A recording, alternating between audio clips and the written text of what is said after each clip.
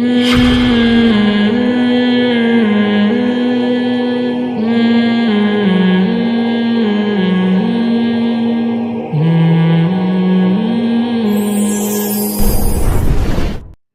بات کا خطرہ موجود ہے کہ لوگ یہ پینا شروع کر دیں. تو جہاں مرد اور عورت کا اختلاط ہوگا، اور یہ اختلاط ضروری بھی نہیں ہے، اس کی ضرورت بھی نہیں ہے معاشرے کو. کیا ٹائم لگتا ہے یار شادی میں ایک تمبو لگا کے لڑکیوں کو ادھر کر دو، آدمیوں کو ادھر کر دو، کتنا ٹائم لگتا ہے اس میں. لیکن خدا کی نافرمانی اور بغاوت پہ ایسے کمر بستہ ہو گئے ہیں. وجہ کیا ہے کہ جرم کی ڈیفینیشن چینج کر لی ہے. قرآن کہہ رہا ہے فرعون اور ان بستیوں کو ہم نے ہلاک کیا کیونکہ انہوں نے خدا کے حکم کی نافرمانی کی ہے. تو اسلام میں جرم اللہ کی نافرمانی ہے سب سے بڑا جرم. تبھی تو دیکھو چور کا ہاتھ کاٹا جاتا ہے، حالانکہ اصولی لحاظ سے اس کا ہاتھ کٹنا بنتا نہیں ہے. 10,000 روپے کی چوری کی ہے تو ہاتھ تو کروڑوں روپے کا ہے، آپ ہاتھ کیسے کاٹ رہے ہیں اس کا؟ کوئی لاجک کی بات ہے یہ؟ اسلام کہہ رہا ہے چور کا، حکومت کو کہہ رہا ہے آپ نہ کاٹ دیں، کہیں چپل چراتے ہوئے پکڑا گیا پتہ لگا ٹنڈا کر کے گھر بھیج دیا اس کو آپ نے. یہ گورنمنٹ کرے گی، عام آدمی کو حدود اللہ ہے نا، تو اللہ کا نائب جو حاکم ہوتا ہے وہ کر سکتا ہے. یہ انسان اپنے ذاتی بدلے تو خود بھی لے سکتا ہے. تھپڑ مارا آپ بھی لگا دو، تب یہ جتنے اس کے چھپے ہیں نا انگلیاں اتنی ہی رکھ کے اس کو چھپا دو. اس کے لیے تھانے میں جانا ضروری اسلام میں نہیں ہے. باقی مشورہ یہ دیا جاتا ہے تھانے جاؤ، کیونکہ میں ابھی بہرحال میں یہی کہوں گا نا تھانے جاؤ. وہ کیا ہوگا آپ کے ساتھ وہ آپ جانے. لیکن شرعی طور پر اجازت ہے کہ کسی نے آپ کو مکہ لگایا تو آپ بھی اپنے خرچے پہ. بہت زبردست بات کی بھائی نے، کیونکہ ایسا نہ ہو کہ آپ میرا بیان چلا دیں کہ میں نے اس کو مکہ لگایا تھا، مفتی صاحب کا یہ بیان سن کے، تو پھر خرچہ پولیس میرا کروائے گی کہ آپ کے بیان سن کے اس نے کیا. تو اپنا خرچے پہ ہوگا یہ جو بھی کام ہوگا آپ کا.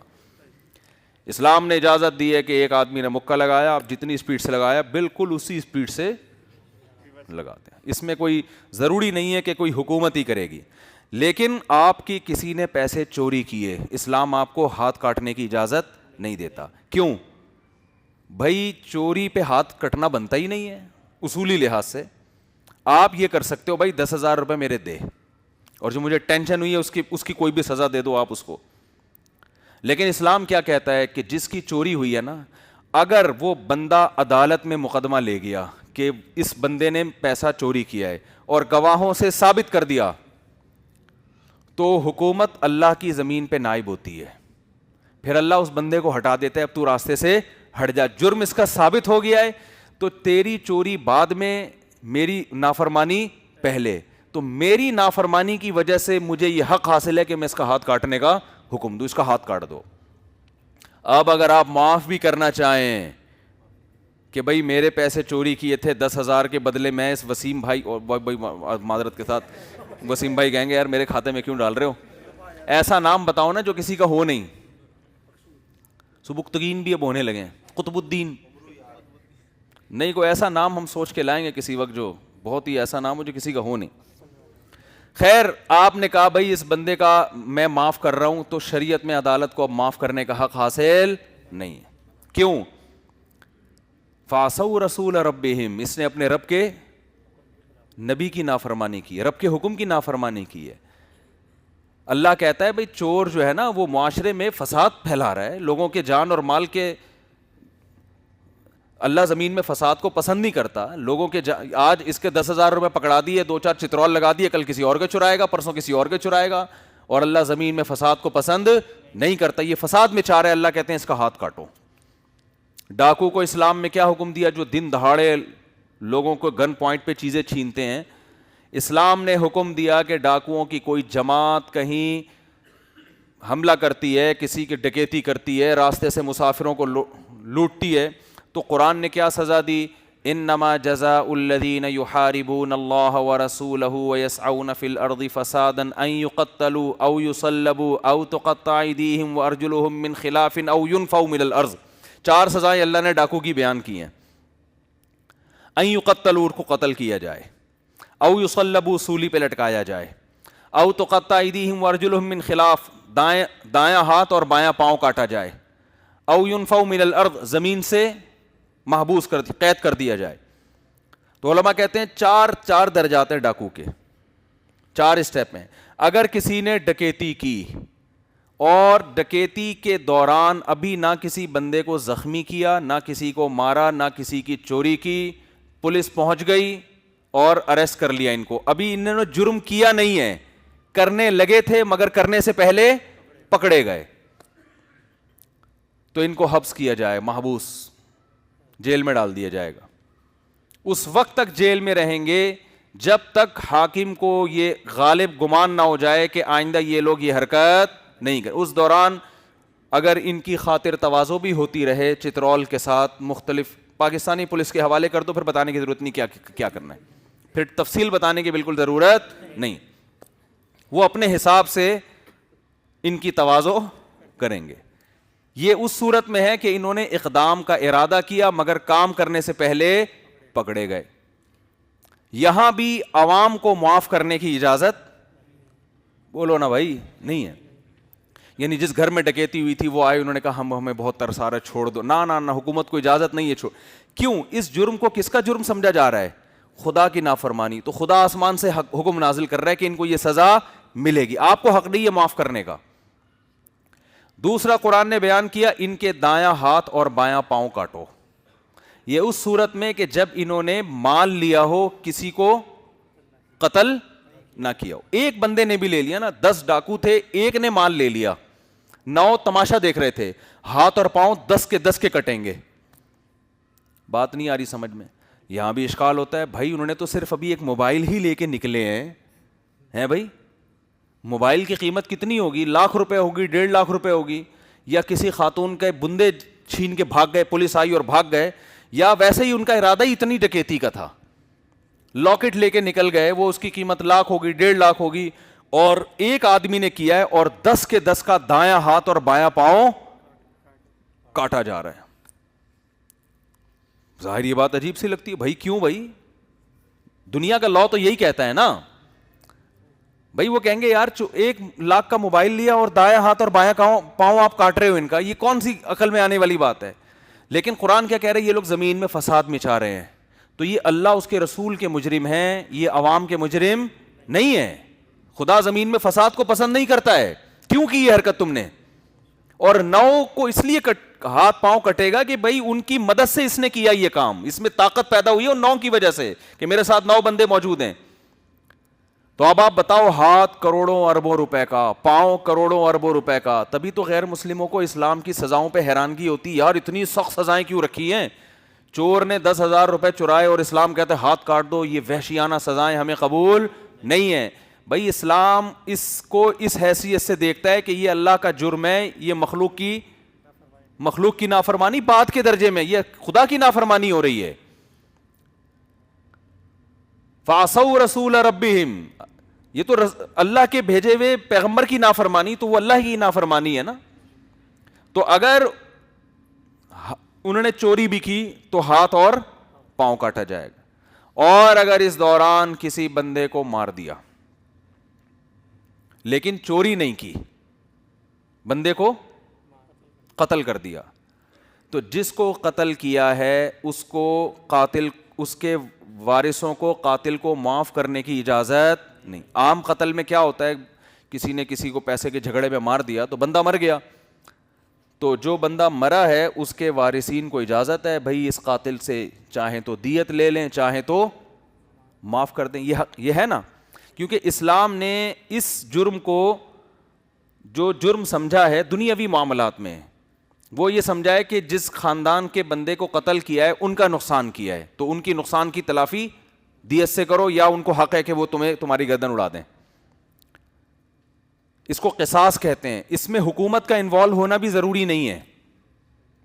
شرعی طور پر مسئلہ یہ ہے کہ اگر کسی شخص نے کسی کو قتل کیا تو جو مقتول ہے نا، جیسے ایک آدمی نے زید کو قتل کر دیا، بکر نے قتل کیا زید کو، تو زید کے بیٹے کو یہ حق حاصل ہے کہ وہ ان کے پیٹ میں مارا جائے اور اس طرح سے ان کو گھمایا جائے، عذاب دے دے کے ان کو جان نکالی جائے گی ان کی. ایک تو ہوتا ہے نا قصاصاً تلوار سے گردن اڑا دی، ٹھیک بس وہ اگلے جہان میں فوراً منتقل. ایک ہوتا ہے سولی کے ایسے لٹکا کے ہاتھ جو ہے نا اس کے، آپ نہ کریں، یہ گورنمنٹ کا کام ہے. اور گورنمنٹ کرے گی نہیں کبھی بھی، گورنمنٹ کبھی بھی نہیں کرے گی. تو خیر لٹکانے کے بعد اس کے پیٹ میں برچھا مارا جائے، برچھا کا مطلب نیزہ مار کے پھر اس کو ایسے گھمایا جائے. تو اللہ فرماتے ہیں یہ ان لوگوں کا بدلہ ہے جو زمین میں فساد مچاتے ہیں. تمام فقہا کا اتفاق ہے یہ سزا بطور حد کے دی جائے گی. حد کا مطلب اس میں عوام کو معاف کرنے کا حق یا گورنمنٹ کو معاف کرنے کا حق نہیں ہے، نہ کسی کی اپیل پر معافی ہوگی، کیونکہ اللہ کہتے ہیں یہ لوگ اللہ اس کے رسول سے جنگ لڑ رہے ہیں. رسول کا ذکر تو تبرکن کر دیا نا کہ گویا جو مجھ سے ہے تو وہ گویا رسول سے بھی ہے، ورنہ حقیقت میں کس سے جنگ ہے؟ یہ اللہ سے جنگ ہے کہ اللہ زمین میں فساد کو پسند نہیں کرتا، اور یہ کیا کر رہے ہیں؟ زمین میں فساد پھیلا رہے ہیں. تو یہ بات سمجھنے کی ضرورت ہے. قاتل کو دنیا میں تو یہ حق اللہ ہے، ایک آدمی کسی دوسرے آدمی کو ذاتی دشمنی کی بیس پہ قتل کر دیتا ہے تو دنیاوی احکام میں تو اللہ نے اس کو حقوق العباد رکھا ہے کہ تمہارا معاملہ ہے، تم چاہو معاف کر دو، تم چاہو چھوڑ دو. جبکہ حدود وہ چیزیں کہ دنیاوی معاملے میں بھی اللہ نے اس کو اپنا حق رکھا ہے. حدود سمجھتے ہیں؟ کچھ سزائیں اسلام میں ہوتی ہیں جو بطور حد کے ہوتی ہیں. حد کا مطلب جیسے زانی کی سزا ہے 100 کوڑے، شادی شدہ ہے تو رجم. اس میں کسی کو معاف کرنے کا اختیار نہیں ہے. یہ اللہ کہتا ہے گویا میری نافرمانی ہوئی ہے تو میں سزا دوں گا، تو میں معاف کرنے کا حق ہے میرے پاس، کسی اور کے پاس نہیں ہے. تو گورنمنٹ اس میں مجبور ہوگی کہ وہ لازمی سزا کو نافذ کرے. اس کے پاس معافی کا آپشن اللہ نے نہیں رکھا. اور کچھ سزائیں ایسی ہیں جو حقوق العباد کی وجہ سے دی جاتی ہیں. جیسے ادھر تھپڑ لگایا اس نے تو یہ حقوق العباد ہے. اسلام نے آپ کو اجازت دی کہ پہلے اپنے کو ناپو، آپ اتنا بڑا ہے یا نہیں ہے ٹھیک ہے، اسی حساب سے آپ اس کے تھما دو. تو یہ حقوق العباد ہیں. حقوق العباد کا مطلب اللہ نے آپ کو آپشن دیا، بھائی تمہارا مسئلہ ہے، چاہو تو معاف کر دو، چاہو تو چھوڑ دو. بلکہ معافی کی ترغیب دی اللہ تعالیٰ نے. فمن عفی لہ من اخیہ شیء، فرمایا مقتول کے وارث اگر قاتل بھائی کو معاف کر دیں، بھائی کا لفظ اللہ نے اس کے لیے کہا ہے، دیت لے کے چھوڑ دیں تو یہ بہت اچھی بات ہے، حوصلہ افزائی کی ہے. فمن تصدق بہ فہو کفارۃ اللہ، آنکھ کے بدلے آنکھ، ناک کے بدلے ناک، کان کے بدلے کان. کوئی کان کاٹ دے آپ کا، اسلام نے آپ کو اجازت دی آپ بھی اس کا کان کاٹ دو. لیکن وہی ہے سیاستاً یہ کہا جاتا ہے کہ یہ کام گورنمنٹ کے ذریعے کیا جائے، خود سے نہ کیا جائے. گورنمنٹ جب کان نہیں کاٹ رہی تو پھر جو سزا گورنمنٹ دے، کیونکہ خود سے لوگوں کو اجازت دیتے ہیں تو اس سے ڈر یہ ہوتا ہے کہ ایسا نہ ہو کاٹا کسی اور نے ہو کان، آپ جا کے کسی اور کا کان کاٹ دیں. اس نے یہ والا کاٹا تھا، آپ نے وہ والا کاٹ دیا، اور پھر اس نے چھری سے کاٹا تھا، آپ کینچی سے جا کے کاٹ رہے ہیں تو ناک کے بدلے ناک، آنکھ کے بدلے، کیسا عدل والا نظام ہے. کسی نے جان بوجھ کر آپ کی آنکھ پھوڑی ہے تو اسلام آپ کو یہ اجازت دیتا ہے کہ اسی آنکھ کی بینائی آپ ضائع کر سکتے ہیں. ہاں غلطی سے نہیں کہ کرکٹ کھیل رہا تھا یا گلی ڈنڈا کھیل رہا تھا اتفاق سے لگ گئی، وہ نہیں ہے، اس میں نہیں قصاص کی اجازت. جان کر اس نے آپ کی آنکھ میں ہی خنجر مارا ہے تو اسلام آپ کو اجازت دیتا ہے کہ جس آنکھ کو پھوڑا ہے آپ بیائی ہی وہی آنکھ پھوڑ سکتے ہو. لیکن قرآن ترغیب دے رہا ہے فمن تصدق بہ، اگر معاف کر دو گے فہو کفارۃ اللہ، تو یہ تمہارے گناہوں کی معافی کا ذریعہ بنے گا، کفارہ بنے گا، تمہارے گناہ بھی اللہ معاف کرے گا. ترغیب دے رہا ہے قرآن. لیکن حدود میں قرآن ترغیب نہیں دے رہا. جو اللہ کے حقوق ہیں اس میں ترغیب نہیں دے رہا. اس میں اللہ کہہ رہا ہے کہ سزا دینی پڑے گی. الزانیۃ والزانی فاجلدوا کل واحد منہما 100 جلدہ، جو مرد اور عورت زنا کریں دونوں کو 100 کوڑے مارو. یہاں اللہ یہ نہیں کہہ رہا اگر کوئی معاف کر دے گورنمنٹ تو گورنمنٹ کے بھی اللہ گناہ معاف کر دے گا، نا نا نا نا نا. ولا تأخذکم بہما رأفۃ فی دین اللہ، اللہ فرماتے جب ان پر سزا جاری ہو تو تمہیں اس معاملے میں ان پر ترس نہیں آنا چاہیے، نرمی نہیں آنی چاہیے. وَلْيَشْهَدْ عَذَابَهُمَا طَائِفَةٌ مِّنَ الْمُؤْمِنِينَ، اور ان کے اس عذاب کو مسلمانوں کی ایک جماعت کھلے آنکھوں دیکھے گی. یہ سزا بند کمرے میں نہیں ملے گی. اب تم نے یہ نہیں سوچنا ان کی سیلف ریسپیکٹ مجروح ہو سکتی ہے تو کوئی بات نہیں ہے، اصل میں ایکچولی ہم لے جا کے چھپڑ میں کہیں چترول لگا دیں گے ان کے. نا نا نا نا نا نا نا، سیلف ریسپیکٹ کا تم نے خیال نہیں کرنا، کھلے عام سزا ملے گی ان کو. ڈاکو کے بارے میں اللہ نے یہ نہیں کہا کہ 10 آدمیوں نے مل کے ڈکیتی کے دوران ایک بندہ مار دیا تو قصاص میں تو اللہ نے کیا کہا، جس نے اپنے قاتل بھائی کو معاف کر دیا تو اللہ ترغیب دے رہا ہے، بھائی کا لفظ کہہ کے ترغیب دے رہا ہے کہ معاف کر دو. کیا ہے؟ کیونکہ اس کا فساد کم ہے نا، ذاتی دشمنی. اب تم قصاص لوگے تو بندہ تو ایک تمہارا تو چلا گیا، اس کی سزا تو اب آخرت میں ہی ملے گی قاتل کو. تو دنیا میں معاف کرو گے تو اور اس سے اس کے دل میں رحم کا جذبہ پیدا ہوگا, یار میری گردن اڑانا بنتا تھا لیکن انہوں نے مجھے معاف کر دیا. ہو سکتا ہے تمہارا غلام بن جائے وہ اخلاق کی وجہ سے. لیکن ڈاکوؤں کو اللہ یہ پروٹوکول نہیں دے رہا, ان میں یہ جذبہ نہیں ہے. وہ تو پیسے کی لالچ میں, چند ٹکوں کی لالچ میں دن دہاڑے لوگوں کو لوٹ رہے ہیں. ان کے بارے میں قرآن نہیں کہہ رہا کہ ان پہ تم جو ہے نا ہاتھ اور دایاں ہاتھ اور بایاں پاؤں کاٹ کے لٹکا دو, لیکن اگر گورنمنٹ ان کو معاف کر دے تو اگلی الیکشن میں پھر اسی کو ووٹ دینا. بھائی اگلے الیکشن میں دوبارہ, کیونکہ یہ بہت رحم دل گورنمنٹ ہے. نا چند سزائیں ہیں, جو ایک ہاتھ کاٹنا چور کا, اس میں اللہ نے گورنمنٹ کو معاف کرنے کا اختیار نہیں دیا. چور فسادی ہے, اتنا اختیار نہیں دیا کہ جس کی چوری ہوئی ہے اس کو حق نہیں ہے کہ معاف کر دے, تو گورنمنٹ کہاں سے معاف کر سکتی ہے. اسی طرح ایک سزا ہے یہ ڈاکوؤں کی, اس میں بھی معاف کرنے کا حق بولتے کیوں نہیں ہے. اسی طرح تیسری سزا ہے جس میں معاف کرنے کا حق نہیں ہے, وہ ہے نہیں, یہ حد قذف بھی ابھی میں چوتھے نمبر پہ بیان کرتا ہوں.